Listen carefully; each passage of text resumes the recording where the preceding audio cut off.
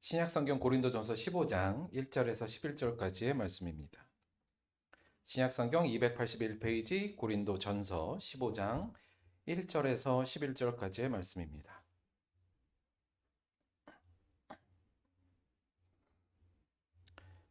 고린도전서 15장 1절에서 11절까지의 말씀 제가 봉독하겠습니다.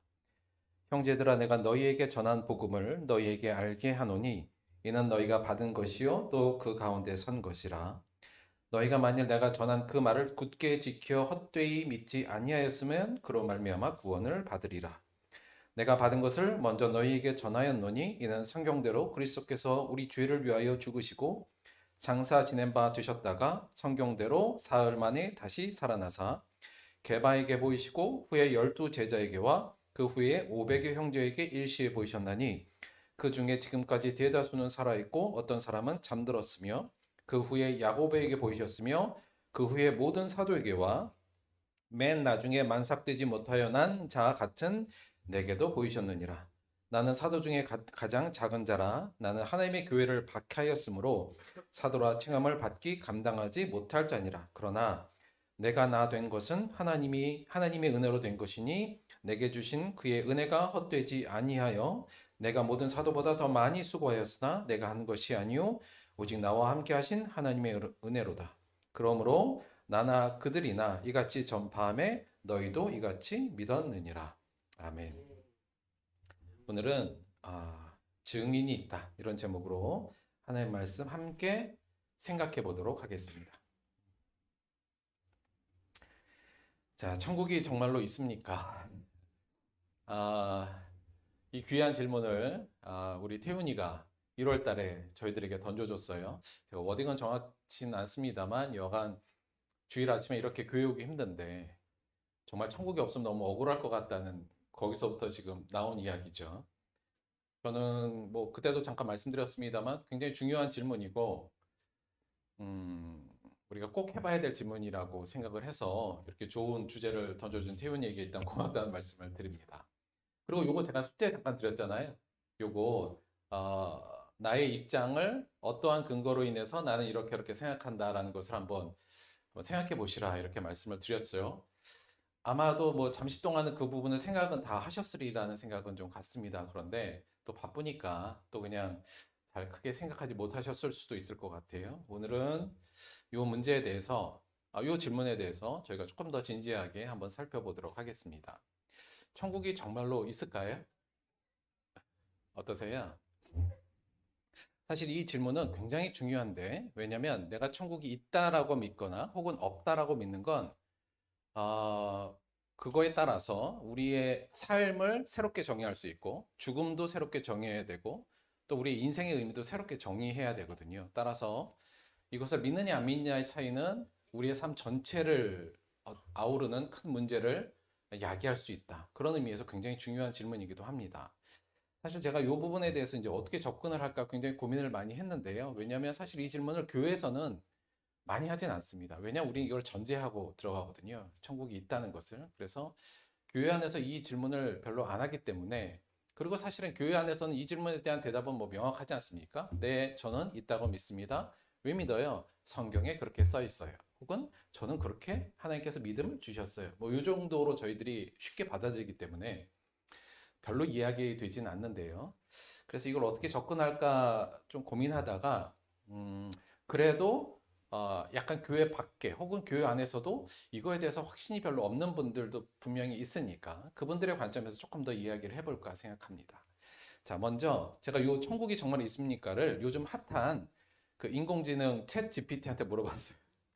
요즘 그 챗 GPT라고 인공지능 대화형 서비스를 제공하는 인공지능이 굉장히 유명하잖아요. 사실 다시 말하면 현존하는 모든 지능 중에서 현존하는 것 중에서는 가장 고등한 어떤 지능을 갖고 있다. 그래서 모든 웬만한 거에는 적당한 답을 다 주고 있거든요. 근데 제가 그래서 챗 GPT한테 천국이 정말 있니? 이렇게 물어봤어요. 챗 GPT의 답변이 이거였습니다. 자, 그가 내온 답을 제가 읽어볼게요. 죽은 후 천국의 개념은 종교나 철학, 믿음 등과 관련이 있으며 이는 경험적 증거가 아닌 믿음에 기반합니다. 그러므로 죽은 후 천국의 존재 여부를 과학적이고 객관적으로 증거를 입증할 수 없습니다. 하지만 천국의 존재를 믿는 사람들은 개인적 경험, 종교적 텍스트와 교리, 그리고 죽음 직전의 경험이나 영적 존재와의 만남과 같은 이야기적 증거를 토대로 믿음을 지지할 수 있습니다. 그러나 이러한 경험과 증거는 주관적이며 해석의 가능성이 있습니다. 결국 죽은 후 천국의 존재 여부는 개인적인 믿음의 문제이며 있다 없다 여부를 확인할 수 있는 객관적인 증거는 없습니다. 이렇게 대답을 내놨어요. 사실은 제가 요 챗 GPT를 저도 이제 요즘 핫하다 그래서 좀 써봤는데요. 굉장히 똑똑합니다만 아직도 한계점은 좀 많다고 저는 개인적으로 좀 느꼈어요. 사실 오늘 이 대답 중에서도 논리적으로 어긋나는 대답을 하고 있는 걸 보면 약간 그런 부분이 있는데요. 근데 저는 일반적으로 우리가 영적인 부분을 다 제외하고 그야말로 이성적인 지능만을 가지고 대답을 하는 거에 의하면 이 대답은 굉장히 좋은 대답이라고 생각합니다. 잘한 대답이에요. 이 말은 한마디로 말하면 결국은 인공지능으로서는 이거에 대해 확답을 줄 수가 없다. 왜냐하면 과학적이고 객관적인 증거가 없으니까. 근데 이 부분에 대해서 한번 생각해 보실 때, 아, 그렇구나. 그래, 천국은 사실은 증명이 안 돼. 이렇게 생각하실 수도 있는데요. 맞는 말입니다만 반대의 의견, 반대도 한번 생각해 보실 필요가 있어요. 무슨 말이냐면 맨 마지막 줄에 얘가 뭐라 그랬냐면 죽은 후 천국의 존재는 개인적인 믿음의 문제이며 있다 없다 여부를 확인할 수 있는 객관적인 증거가 없다는 거예요. 있다는 증거도 없고요. 이게 아예 없다는 증거도 없습니다. 그러니까 과학적으로는 없다는 것도 밝혀낼 수는 없어요. 따라서 그냥 가장 객관적으로 이성적인 대답은 천국이 있다는 증거도 없고 없다고 확신할 수 있는 증거도 없다예요. 따라서 한마디로 말하면 이 친구가 얘기한 바는 잘 모르겠다 이겁니다. 저는 이 정도의 생각을 갖는 건 아주 이성적이라는 생각이 들어요. 근데 보통은 이렇게 나오면 그래 없는 거야 이렇게 생각하거든요. 근데 아니다. 없다는 증거도 없어요. 약간 억지 같은 느낌이 듭니다만 천국이 확실히 없다는 것이 과학적으로 증명된 바도 없기 때문에 이건 잘 모르겠어. 이렇게 대답하는 게 사실은 가장 합리적이고도 이성적인 전 대답이라고 생각합니다. 그런데요, 저는 요 인공지능이 한 말 중에 이 부분에 대해서는 좀 딴지를 걸고 싶어요. 뭐냐면, 맨 첫 줄인데, 죽은 후 천국의 개념은 종교나 철학, 믿음 등과 관련이 있으며, 이는 경험적 증거가 아닌 믿음에 기반한다. 이렇게 얘기하고 있잖아요. 다른 건 모르겠는데, 저는 기독교에서의 천국은 믿음에 기반한다기보다는 경험적 증거에 기반하고 있다고 저는 생각합니다. 그 이유를 조금씩 풀어드리도록 한번 해볼게요. 물론 믿음도 필요합니다만 저는 기독교에서는 천국을 경험적 증거로 확신하는 부분이 굉장히 많습니다. 천국이 정말 있습니까? 이 질문 던졌는데 대답은 다들 좀 해보셨죠? 아마 대부분은 예, 나는 천국이 있습니다. 아마 이렇게 대답을 하셨을 거예요. 그 이유는 뭐라고 적어보셨어요? 이게 설교가 아니고 좀 강의 같으면 서로 이거 주고받고 하면 정말 좋을 텐데 피드백도 받고 아마 크게 보면 그냥 성경에 써 있고 저는 그게 잘 믿어졌어요. 아마 이렇게 부분이 대부분이실 것 같다는 생각은 좀 듭니다. 그런데 이렇게 대답하는 경우요. 예, 나는 천국이 있다고 믿습니다라고 우리가 대답할 때 그럼 이 대답에 영향을 미칠 수 있는 요소가 뭐가 있나를 조금 더 곰곰이 생각을 해봤어요. 그러니까 우리가 저는 이상하게 저는 그냥 믿어져요. 이렇게 대답하기도 하잖아요. 하나님이 믿음을 주셔서 저는 이게 그냥 믿어져요. 이렇게 대답하기도 하는데 조금 더 심층적으로 들어가면 우리가 예, 나는 천국이 있다고 믿습니다라는 이런 대답을 하는 몇 가지 좀 과정과 영향을 미치는 요소들이 저는 조금 있다고 봅니다. 무슨 말이냐면 첫째 뭐냐면 순전히 믿음만이 아니라 일단 첫 번째는 나에게 유리한 것은 쉽게 믿고자 하는 사람들의 심리적 편향도 저는 영향을 미친다고 봅니다. 무슨 말이냐면 일단 저는 교회에 왔잖아요, 우리는. 근데 교회에 왔더니 뭐라 그래요? 교회에 오는 사람은 천국 갈 수 있다 이렇게 얘기하잖아요.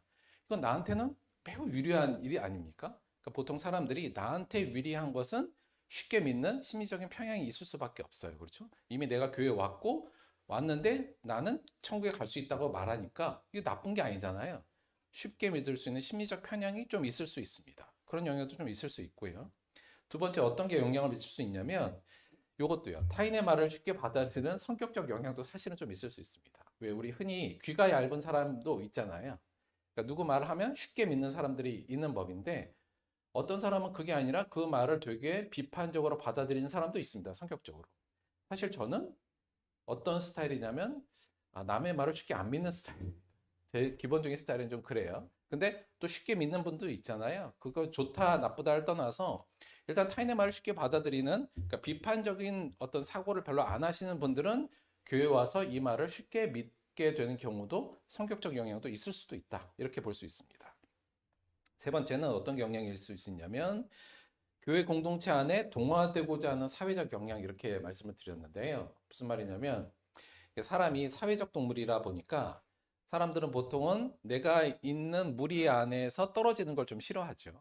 그래서 무리에 동화되고 무리와 동조하고 싶어 하는 경향들이 있습니다. 교회 왔더니 사람들이 다 자기는 천국이 있다고 믿어요. 저는 좀 못 믿겠는데 이렇게 말하기가 조금 어려워요. 그리고 그러면 뭔가 여기서 조금 나는 좀 이방인 같이 느껴지고, 그래서 그냥 그렇게 많이 믿어지진 않습니다만 그냥 믿는다고 이야기할 수 있는 어떤 요소도 실제로 좀 있다. 이렇게 볼 수 있고요. 또 하나는 뭐냐면 교회 가르침에 대해 의심하는 것을 금기하는 교회적 상황도 저는 영향이 좀 있다고 봅니다. 교회에서 목사님이 이렇게 가르치는데 나는 그게 잘 안 믿기는데 이 말하기가 굉장히 어렵잖아요. 그래서 그냥 저는 그냥 믿어요 이렇게 이야기하는 경우들도 있어요.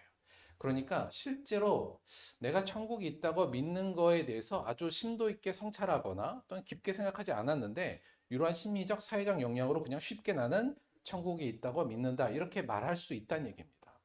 저는 이 부분을 조금 더 주의 깊게 저희가 한번 심각하게 생각해야 된다는 생각이 드는데, 만약에 정말 내가 천국이 있다는 것을 심도 있게 관찰하거나 혹은 생각해서 대답한 게 아니라 이러한 영향에 의해서 대답했다면 천국이 있다고 믿는 진리는 저는 이게 냉동고 진리가 될 확률이 굉장히 높다 이렇게 봅니다. 이게 무슨 의미냐면, 그러니까 이걸 내가 믿는다고 말하는데 우리가 냉동고 저 끝에 박아놓은 음식 있잖아요.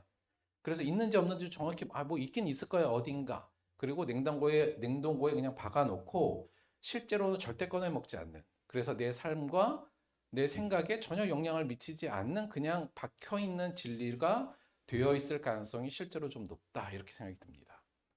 저는 이게 오늘날 우리 교회에서도 조금 좀 심각한 문제가 아니라는 생각이 드는데요. 여러분 가끔 우리 그런 생각 하잖아요. 아니 내가 정말 천국이 있다고 믿는데 이렇게 산다고? 요런 느낌이요. 약간 그런 느낌, 야, 저 사람은 정말 천국 있다고 믿는데 저렇게 살아? 약간 이런 생각을 스스로에게도 들고 다른 사람에게 들 생각을 할 때가 있지 않습니까? 많은 경우 우리에게 천국이 있다는 믿음은 냉동고 진리가 되어 있을 가능성이 높다. 저는 오늘은 그래서 예, 저는 천국이 있다고 믿어요. 이렇게 대답하신 분들도 만약에 이게 냉동고 진리였다면 이걸 당장 꺼내서 해동시켜야 될 필요가 있다. 이렇게 생각이 듭니다. 그래서 일단 왜냐면 천국이 있다고 믿으신 분은 이 내용이 앞으로의 내용이 별 관심이 없을 것 같아서 말씀드립니다만, 그래서 우리가 믿는다 하더라도 이 주제에 대해 좀 심도 있는 성찰을 할 필요가 있다. 혹시 내가 이게 냉동고 진리 아닌가? 내가 정말 믿는 건 맞아? 이 정도는 다시 한번 곱씹어 볼 필요가 있다는 것도 한번 기억해 주셨으면 좋겠고요. 자, 내가 천국이 정말로 있습니까? 할 때 뭐 입으로는 못 내뱉지 못했습니다만 아니요 저는 천국이 없다고 생각해요. 혹은 잘 안 믿겨져요. 이렇게 생각하시는 분들 당연히 있을 거예요. 아마 대부분은 교회 밖에 있는 분들이 이렇게 생각할 텐데 실제로 교회 안에서도 이 부분이 잘 안 믿겨지는 분이 분명히 있을 겁니다. 저 볼 때는 그건 좀 이상한 건 아니고요. 오히려 좀 정상적일 수도 있다. 이렇게 보는데 그럼 왜 이게 안 믿겨질까? 혹은 저는 천국이 없다고 생각합니다. 이렇게 이야기하는 거에 영향을 미치는 건 뭘까를 조금 더 고민해 보고 싶은 거예요. 그러니까 보통은 나는 믿음이 없나 봐. 이게 잘 안 믿겨져. 이렇게 생각하시거든요. 물론 믿음의 문제일 수도 있습니다만 사실은 이건 믿음의 문제라기보다는 좀 다른 것이 영향을 줬을 수도 있다. 이렇게 봅니다. 왜냐하면 아니 그 이전에 그래서 나는 믿음이 없어 이러고 치부해 버리거든요. 믿음의 문제라기보다는 좀 다른 문제가 있을 수 있다는 것을 오늘 좀 생각해 볼 건데요. 자 일단 아니요 저는 솔직히 잘 모르겠어요. 그리고 천국이 있다고 저는 마음에 확신이 안 들어요. 이렇게 말씀하시는 분들 중에 이런 영향이 있을 수 있습니다. 첫째는 뭐냐면 자, 나에게 일단 불리한 것은 믿지 않으려는 심리적 평양. 아까하고도 마찬가지예요. 일반적으로는 교회 밖의 사람들이 그럴 가능성이 높죠. 무슨 얘기냐면, 나는 교회를 안 다니고 있어요. 근데 교회 안 다니는 사람들은 다 지옥 간대요. 자, 이런 얘기를 들으면 그 쉽게 받아들이지 않죠. 그리고 교회 밖에 있는 사람은 천국 못 간다 이러면 사실은 별로 받아들이고 싶지 않은 마음이 있습니다. 그래서 실제로 교회 밖에 있는 사람들은 그래서 천국에 관심도 별로 없고 별로 안 믿으려고 하죠. 그렇죠? 나한테 불리한 일이니까. 이런 심리적 편향도 있을 수 있죠. 두 번째는 뭐냐면 천국과 지옥에 대한 언급은 비이성적이라는 사회적 분위기도 실제로 좀 있습니다. 그렇죠? 우리가 일반적으로 사회생활을 하면서 야, 나는 천국 있다고 천국, 지옥 이런 얘기를 꺼낸 것 자체가 좀 금기되어 있죠. 오히려 이런 얘기를 꺼내면 얘 뭐야? 뭐 이렇게 인식이 있기 때문에 교회 안에서야 문제가 없지만 교회 밖에서는 이런 얘기를 하는 게 되게 비이성적인 사람이라는 분위기를 주기 때문에 이런 사회적 분위기도 사실 영향을 미친다고 봅니다. 최소한 그래도 저는 이런 심리적 영향이나 사회적 분위기는 좀 내려놓고 이 문제를 좀 바라봤으면 좋겠다는 생각이 있고요. 자, 그래도 결정적으로 내가 천국에 대한 확신이 없다라고 하는 것은 근본적으로는 과학적으로 그 실체가 증명되지 않았기 때문이라고 이것이 영향을 가장 많이 미친다고 생각합니다. 한마디로 말하면 있으면 좀 보여줘봐. 그리고 갔다 온 사람이 있으면 나 좀 만나게 해줘봐. 이거거든요. 그러니까 과학적으로 증명되지 않았으니까 나는 도저히 못 믿겠다. 이렇게 되는 경우가 많아요. 너무나도 자연스러운 생각이라는 생각은 듭니다. 그런데 여기서 하여튼 1번, 2번의 심리적이고 사회적 영향을 좀 제어하고요. 그것도 좀 우리가 좀 덜어내고 세 번째도 한번 좀 곱씹어 볼 필요가 있어요. 무슨 얘기냐면 자, 과학적으로 그 실체가 증명되진 않았죠. 그리고 GPT가 얘기한 대로 증명할 수도 없는 얘기긴 합니다. 그런데 일단 이 두 가지는 먼저 한번 생각해 보죠. 첫째는 뭐냐면 과학적 조사는 확정적이 아닌 잠정적 결과임을 인지할 필요가 있다. 이 부분이에요. 사실 저는 과학을 꽤 좋아하는 편입니다. 과학도 좋아하고 과학 서적을 읽는 것도 좋아하고 학창 시절부터 과학을 좋아했어요. 그리고 과학에 대한 일종의 존중도 꽤 갖고 있는 편이긴 합니다. 근데 그래서 제가 과학을 폄훼하고자 하는 것이 아니라 그러니까 기독교적 입장에서 과학을 폄훼하는 게 아니라 실제로 정말 과학자들은 자신이 과학적인 방법론과 과학적인 조사로 나온 결과에 대해서 확정적인 결과라고 얘기한 사람들은 별로 없습니다.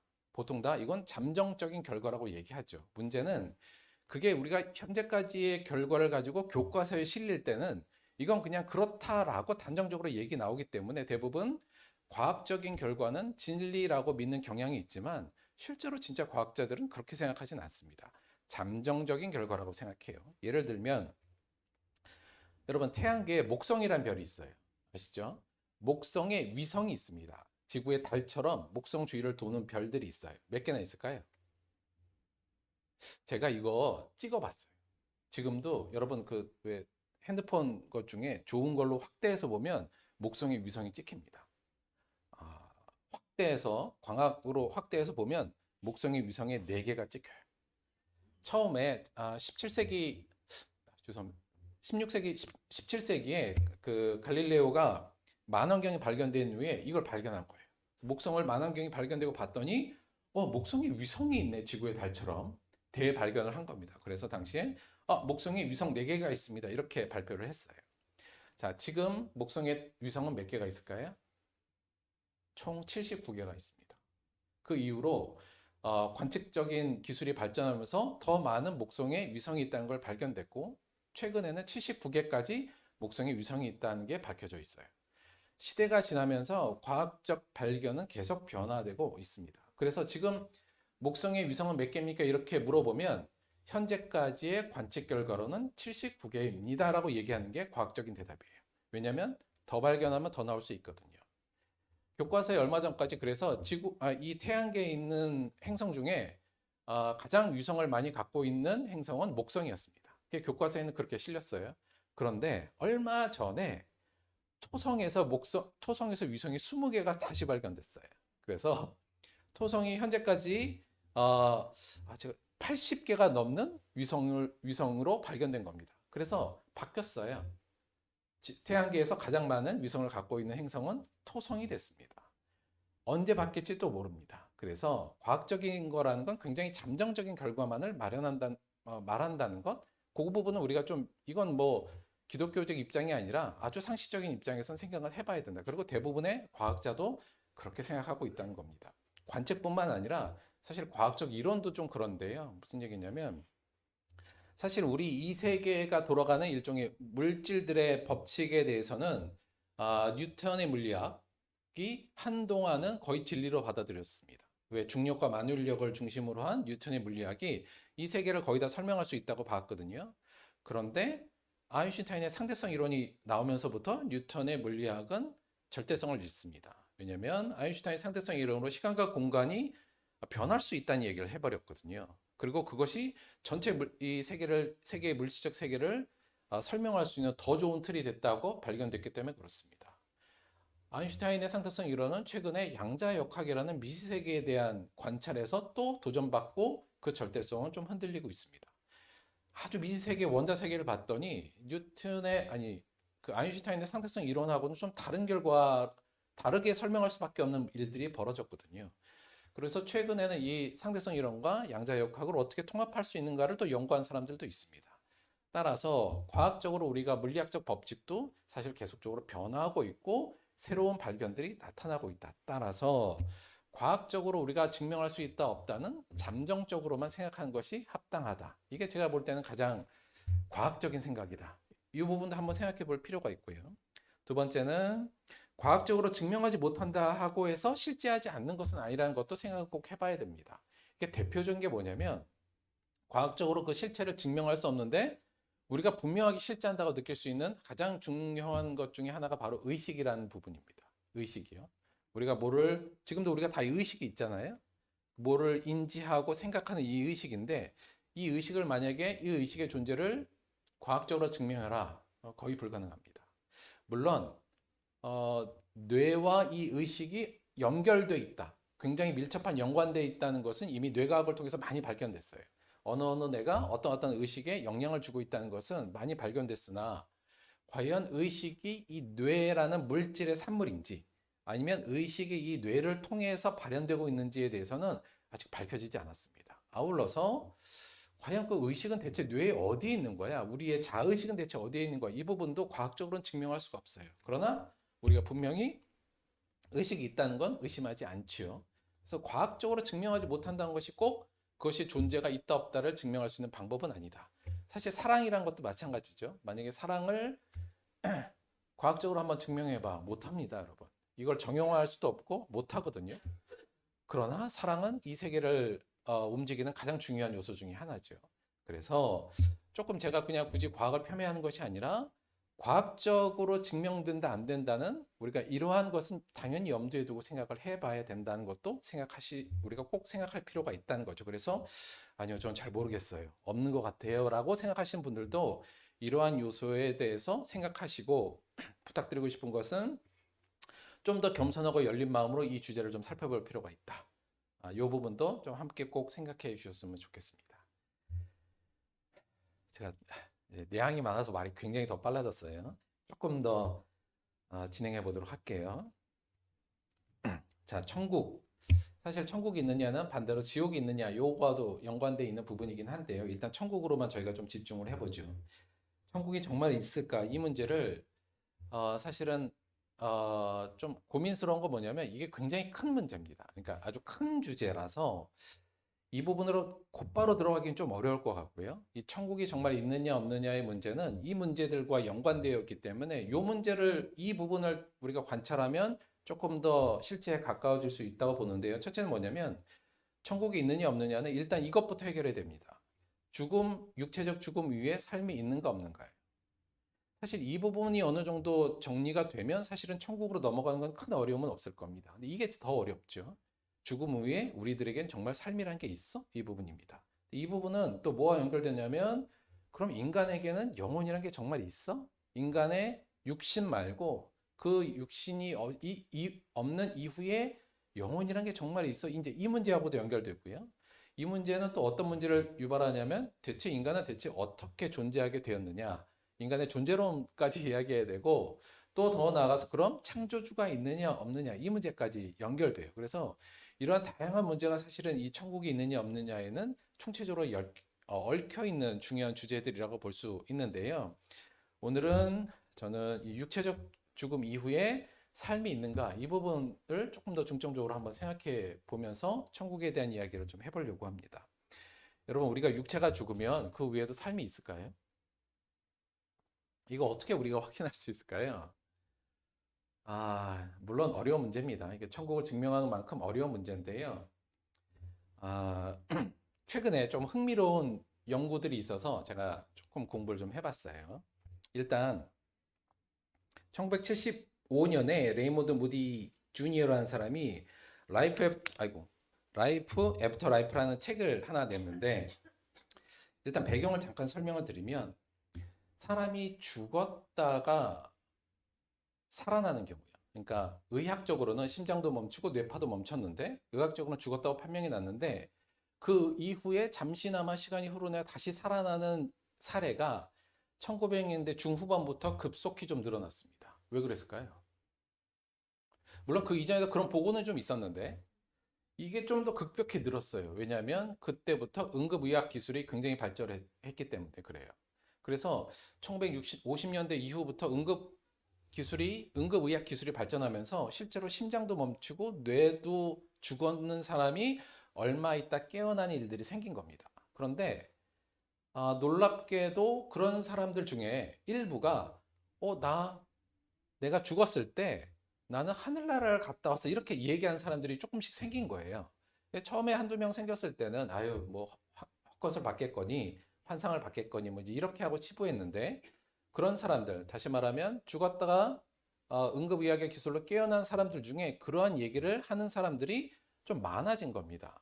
그래서 이걸 조금 연구는 해봐야겠다라는 생각이 들어서 이 레이먼드 무디 주니어라는 사람이 한 150명 정도를 그런 경험을 한 사람을 모아서 책으로 쓴 거예요. 그래서 이게 우리말로는 임사체험이요. 죽음이 임박한 것을 체험한 사람들. 외국에서는 이것을 근사체험, 그러니까 near death, 그러니까 죽음에 가까웠던 사람들의 체험이라고 해서 이 사람이 거의 이제 그 처음으로 이 보고서 같은 걸 낸 겁니다. 그래서 죽음 이후에 사람들이 이러한 것을 경험했다라고 하는 부분들이 이러한 식으로 나와 있습니다라고 이제 보고를 했어요. 이 사람이 물론 심리학자이기도 한데 정신과 의사이기도 했고요. 그래서 이 책이 나름 굉장히 반향을 좀 일으켰었습니다. 최근이라기보다 2001년에 그 란셋이라는 영국의 의학지에 한 사람이 논문을 하나 발표했어요. 근데 논문이 뭐냐면 이게 론메이라는 사람인데, 이 논문이 이 제목이 뭐냐면요. 이게 잘 안 나오네요. 그러니까 네덜란드에서 조사한 건데, 네덜란드에서 한 10개 병원 정도를 조사했는데 거기서 이런 경우요. 죽었다가 다시 살아난 사람들의 케이스를 조사해서 근사체험, 그러니까 심장마비로 죽었던 사람들이 경험했던 근사체험에 대한 부분들을 학술지에 이 사람이 연구를 해서 이제 발표를 한 겁니다. 근데 이 학술지에 발표되었다는 것은 어떤 의미가 있냐면 그 내용 자체의 진위는 몰라도 최소한 그 방법론, 연구했던 방법론은 굉장히 과학적이라는 것을 인정했다는 거예요. 그래서 여기에 보면은 여기서도 한 300명 넘는 사람들 중에서, 그러니까 심장마비로 죽었다가 다시 이제 깨어난 사람들 그 중에서 대략 한 18% 정도, 약 한 62명 정도가 이러한 임사체험, 그러니까 죽은 후에 뭔가를 봤다, 어떤 걸 경험했다라는 사람들이 한 18% 정도가 있었다는 거예요. 그래서 그것을 보고한 내용이 여기 논문에 좀 실렸습니다. 물론 의학계나 과학계에서는 이것을 그렇게 중요하게 생각하지는 않습니다. 아직까지도 그렇고요. 왜냐하면 그런 것은 뭐 있을 수 있다 이렇게 봐는데, 이게 과학적으로 연구가 되면서 죽음 이후에 깨어난 사람들이 어떠한 특정 경험을 했다는 것은 과학자들도 이제 인정은 합니다. 그러니까 그것은 과학적 방법론이나 다른 사람들의 여러 가지 사례를 통해서 그런 일이 있었다는 것은 의심할 여지가 없지만, 대부분의 과학자들은 어떻게 이걸 이해하냐면 그것은 일종의 뇌의 착각, 그러니까 죽음에 임박해서의 뇌가 만들어낸 착각이고 환상이다, 이제 이렇게 생각하는 거죠. 그러니까 그렇게 해석은 할지언정 이러한 현상이 있었다는 거에 대해서는 다들 인정을 합니다. 왜냐하면 그런 경험들이 굉장히 많고 그런 사람들이 조직적으로 거짓말할 이유가 별로 없었기 때문에 그래요. 그래서 그런 현상은 오케이, 임사체험이라는 경험이 있을 수는 있으나, 그리고 그것은 있다는 건 맞으나 아마 그것은 뇌가 겪는 일종의, 죽을 때 뇌가 겪는 일종의 어떤 발작 증세 혹은 어떤 화학적 작용에 의한 거야, 이제 많이들 이렇게 이해하는 거죠. 조금 더 흥미로운 책이 그 이후에 발견됐는데, 이게 뭐였냐면 그 2012년에 이븐 알렉산더라는 그 하버드대 과학자, 뇌과학자가 쓴 책입니다. 이게 사실 그 이전에도 왜 천국에 나는 갔다 왔어요. 이런 책들이 굉장히 많았어요. 저도 사실은 그런 책들을 과거에 많이 읽었는데 사실 별로 신뢰성을 못 느꼈어요. 저 개인적으로는. 그래서 그런 책을 별로 안 좋아하고 사실 이런 보고요. 임사체험에 대한 보고도 저는 별로 안 좋아하는데 이번에 그래도 한번 쭉 전체적으로 한번 살펴본 거예요. 그런데 이 사람의 책이 조금 더 관심을 끄는 건 뭐냐면 이 사람이 그렇게 생각했던 사람. 다시 말하면 임사체험은 있을 수 있으나 그것은 뇌의 착시현상으로 일어난 거야 라고 생각했던 사람인데 자기가 그 경험을 하고 자기가 경험한 걸 바탕으로 그리고 자기의 의학 기술로 볼 때 자기는 완전히 심장도 멈추고 뇌도 멈춘 상태에서 이러한 경험을 했다. 이렇게 얘기한 거예요. 그래서 여간 뇌의 권위자가 이야기한 거라 저희들에게 관심을 많이 끕니다. 그래서 이 사람이 프루프 오브 헤븐이라는 책을 썼고 그게 또 한동안 굉장히 유행하고 사람들한테 관심을 끌고 또 저는 이걸 좀 읽어봤는데요. 제가 여간 이 임사체험에 대한 이건 일종의 과학적 연구인데 쭉 읽어보고 저는 그거에 대한 신빙성을 한 50% 정도 이 정도 생각이 듭니다. 길일 수도 있고 아닐 수도 있다. 혹은 그 안에서 정말 그 임사체험이라는 것이 가능한데 거기에 또 세세한 내용들에서는 종이하기 좀 어려운 부분도 있고 근데 이건 저는 안 해봤으니까 제가 꼭 가타부타를 말할 수 있는 자격은 없습니다만 그냥 제 느낌은 50% 정도는 받아들일 수 있어 이 정도의 느낌이었어요.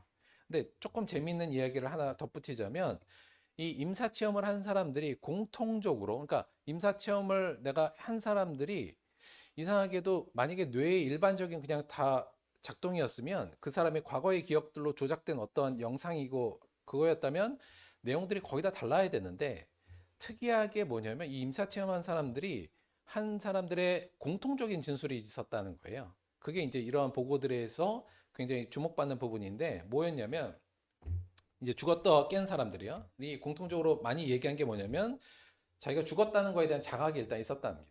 나 죽었네 이거예요. 그 두 번째는 굉장히 죽은 이후에 편안하고 긍정적인 감정이 들었다는 겁니다.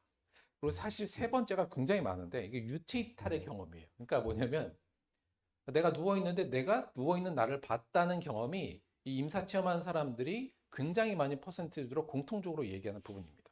자기가 누워 있고 이 몸을 자기의 몸 밖으로 나가서 자기가 봤다는 증언이 굉장히 많고요.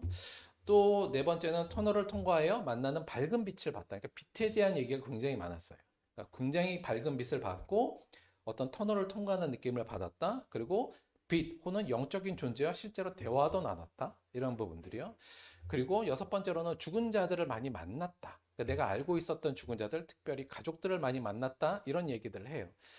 말씀드렸습니다만 저는 한 50% 정도의 신뢰성을 갖지만 굉장히 의미 있는 저는 여기에 진술들도 있다는 생각이 듭니다. 그래서 정말 우리가 죽은 후에는 그냥 육체는 썩어 없어지고 우리는 그냥 끝나는 걸까? 에서 조금 더 과학적으로 그게 아닐 수도 있다는 가능성에 대해서는 현재도 제기되고 있고 충분히 우리가 고려해 볼 만한 상황이라는 것은 과학적으로도 이야기할 수 있다. 이렇게 저는 어느 정도 짐작은 저희가 결론은 낼 수 있을 거란 생각이 들어요. 그런데 저는 이걸 통해서 제가 천국이 있다고 혹은 죽은 사람이 죽은 이후에도 삶이 있다고 믿는 건 아니고요. 조금 더 저는 구체적인 부분을 더 이야기하고 싶습니다.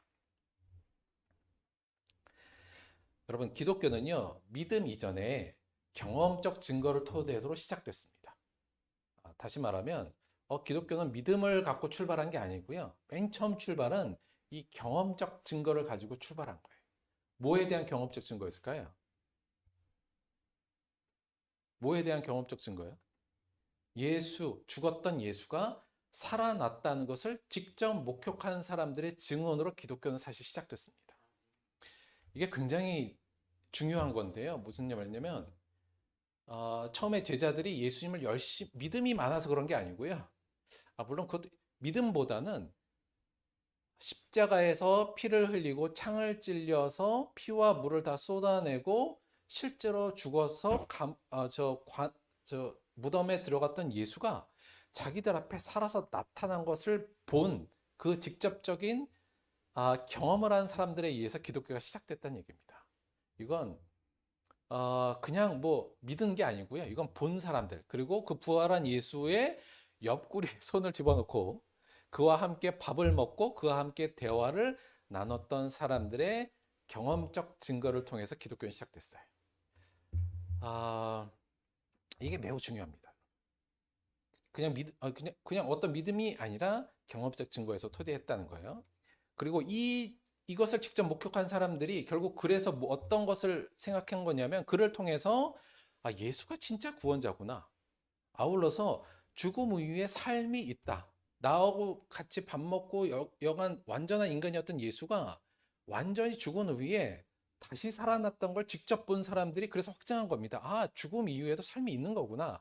이걸 직접 느낀 거예요. 그래서 죽었던 예수가 다시 살아난 것을 직접 목격한 그 증인들의 증언을 통해서 밝혀진 사실, 그를 통해서 유추된 사실이 뭐냐면 예수는 참 구원자요, 죽음 이후에도 분명한 삶이 있구나.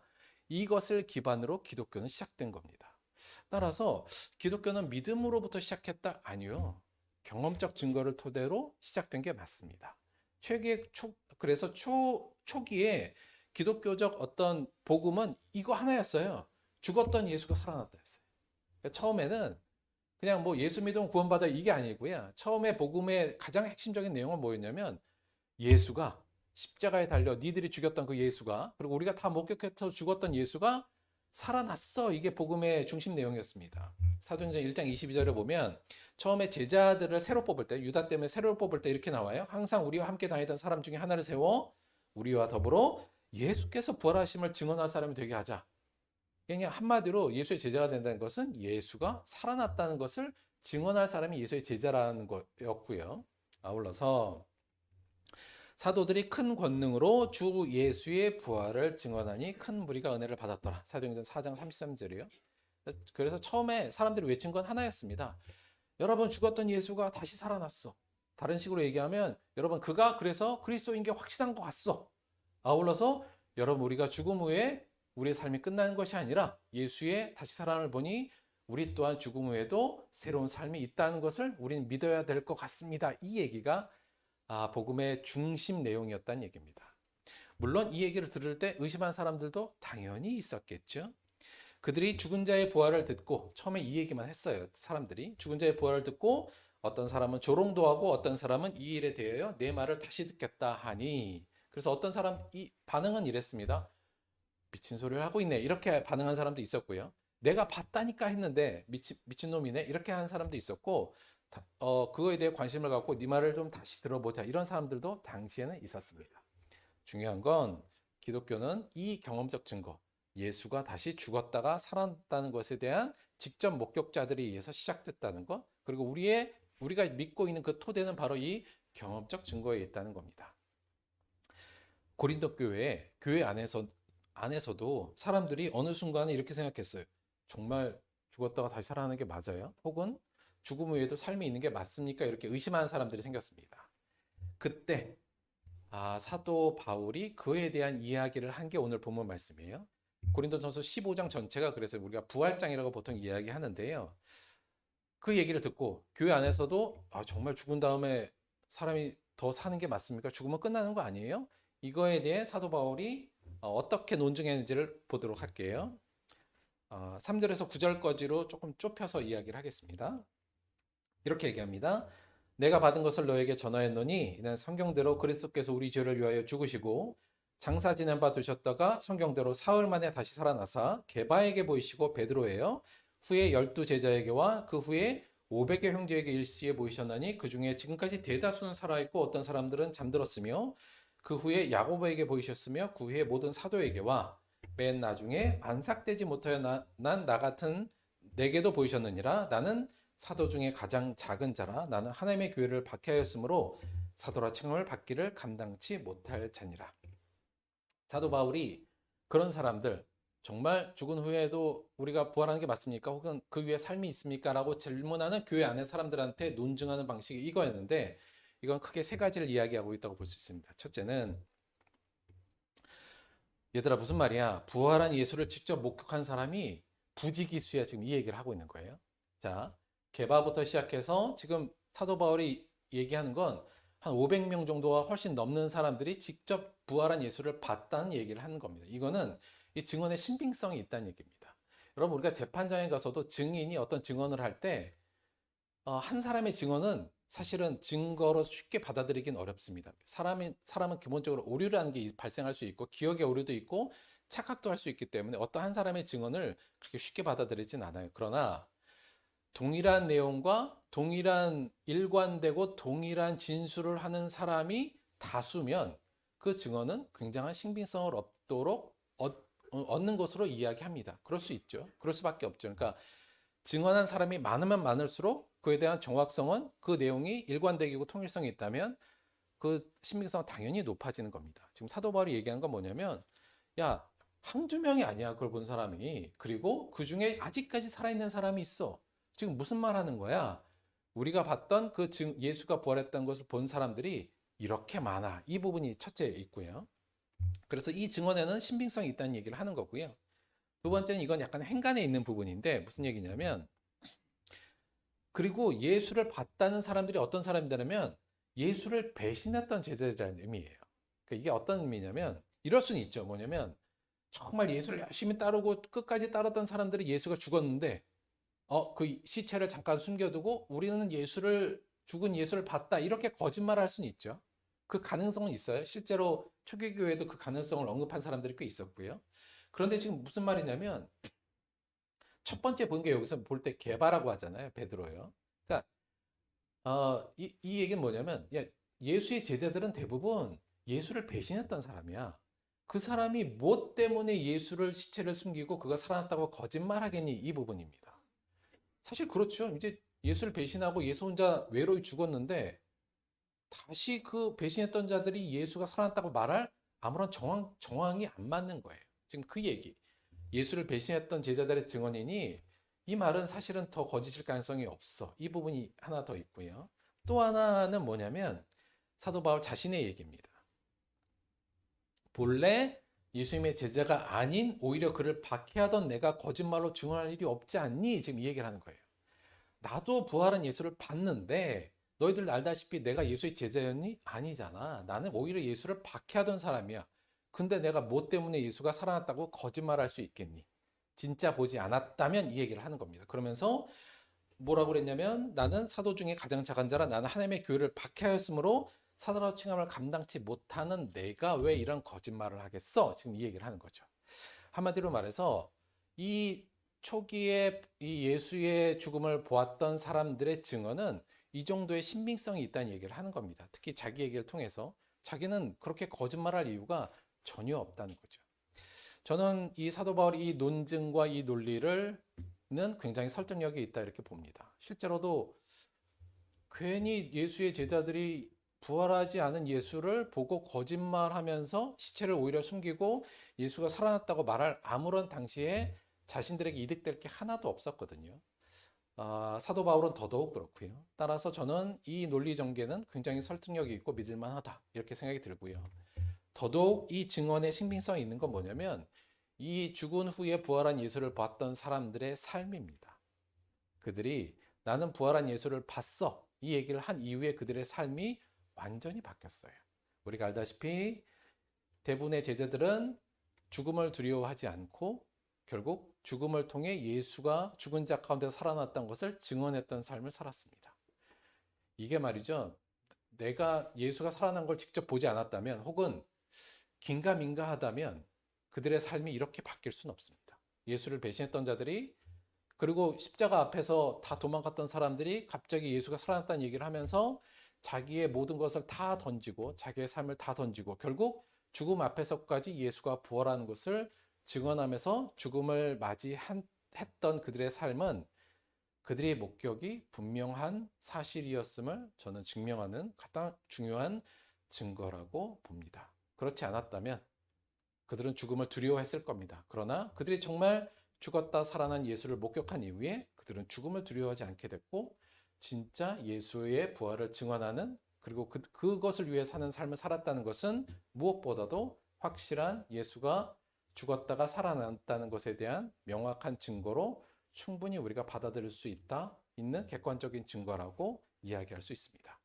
사도 바울이 이 얘기를 했을 때 많은 사람들이 어떻게 반응했을지는 모르겠습니다만 저는 이 논리에 분명한 설득력과 신빙성이 많이 있다, 이렇게 믿을 수 있다고 봅니다.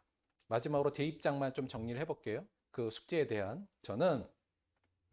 첫째, 저는 십자가에 죽었던 예수가 다시 살아난 사건에 대해서 일관되고 통일된 진술을 한 수많은 증인들의 증언은 신뢰할 만하며 그들의 이후의 삶이 저는 이를 증명한다고 생각합니다.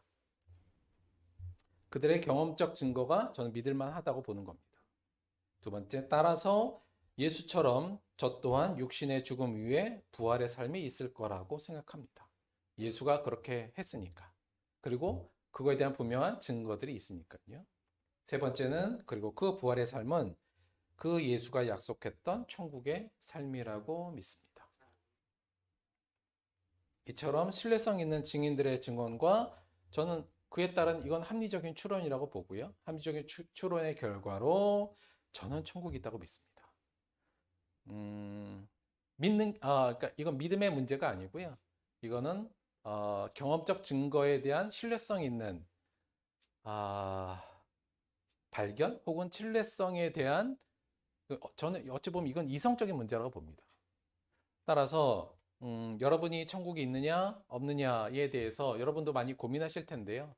저는 이 증거만큼은 이 성경이 증거하는 이 증거의 내용과 이 신뢰성에 대해서는 꼭 마음에 새겨두시고 이 문제를 바라보셨으면 합니다. 물론 이거에 대해서 또 뭐 다양한 논증이 있을 수 있으나 최소한 저는 믿음이 없어서 이걸 못 믿겠어요가 아니라 저는 이 증거들을 통해서 되도록이면 믿으셨으면 그리고 이걸 신뢰했으면 하는 생각이 있고요. 그 안에 믿음이 더욱더 생기면 훨씬 더 좋겠죠. 하지만 만약에 그 믿음이 없다 할지라도 이것은 충분히 믿을 만한 증거가 있는 사실이다. 개인적으로는 그렇게 믿고 여러분에게도 이 증거가 여러분의 삶의 증거가 되고 이 증거를 통해서 천국을 소망하는 삶을 살아내기를 주님의 이름으로 축원드립니다.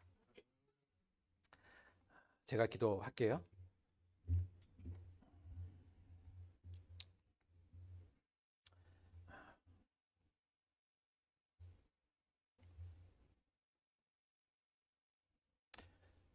예수께서 온전히 죽으셨다가 3일 만에 부활하셔서 수많은 제자들 앞에 나타나시고 그들과 함께 생활하시고 그들과 함께 식사하시고 그들과 함께 어울렸던 성경의 진술은 사실임을 주님 저는 믿습니다.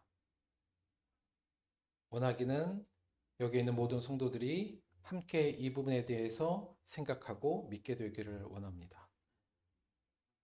그리고 우리가 죽음이 우리의 삶의 끝이 아니라 그 이후에 또 다른 삶이 있음을 그리고 천국이 있음을 믿고 그에 합당한 삶을 살아가는 우리들 될 수 있도록 함께하여 주옵소서. 예수님의 이름으로 기도드렸습니다. 아멘.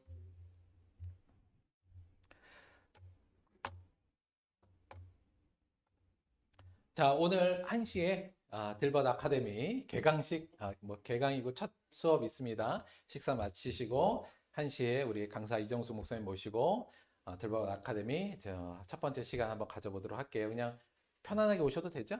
예, 뭐 음료수 들고요. 예, 그래서 편안하게 오셔서 1시에 여기 모여서 또 좋은 강의 또 생각해 볼 수 있는 시간 가졌으면 좋겠습니다. 같은 시간에 아이들은 공과 공부 할 거예요. 그래서 1시부터 모여서 이 공부 오늘부터 시작하도록 하겠습니다.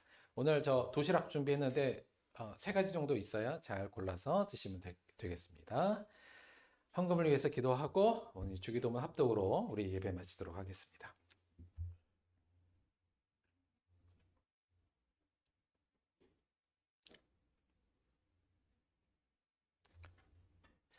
예수 그리스도의 살아남을 직접 목격하고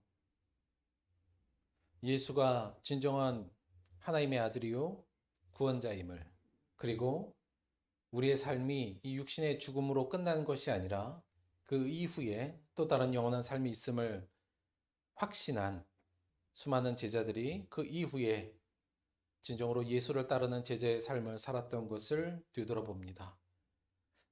만약 우리에게도 이런 확신이 있다면 우리 또한 그런 삶을 살아야 될 터이온데 주여 우리가 그렇게 살지 못하고 있음을 바라보며 우리의 믿음을 점검해 보고자 하였습니다. 하나님, 우리 안에 지혜와 명철, 하나님의 지혜로 함께하여 주셔서 이 천국이 있음을 잊지 않는 자 될 수 있도록 인도하여 주옵소서. 아울러서 천국을 바라보며 사는 삶을, 변화된 삶을 하루하루 살아나가는 우리들 될 수 있도록 도와주옵소서. 오늘 우리에게 이러한 큰 소망을 주신 하나님께 감사하여 또 주 앞에 귀한 예물로 드려 나왔습니다. 예물을 드린 손길마다 이 세상이 다가 아니요 진정한 이 세상 이후의 삶을 소망할 수 있는 소망이 넘치게 하여 주옵시고, 예물이 쓰이는 모든 곳에 이 하나님의 구원의 역사, 비밀의 진실의 비밀이 열릴 수 있는 역사가 있을 수 있도록 함께하여 주옵소서. 감사하며 예수님의 이름으로 기도드렸습니다.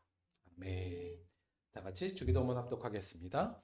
하늘에 계신 우리 아버지여, 이름이 거룩히 여김을 받으시오며 나라가 임하시오며 뜻이 하늘에서 이루어진 것 같이 땅에서도 이루어지이다. 오늘 우리에게 일용할 양식을 주시옵고 우리가 우리에게 죄 지은 자를 사하여 준 것 같이 우리 죄를 사하여 주시옵고 우리를 시험에 들게 하지 마시옵고 다만 악에서 구하시옵소서. 나라와 권세와 영광이 아버지께 영원히 있사옵나이다. 아멘.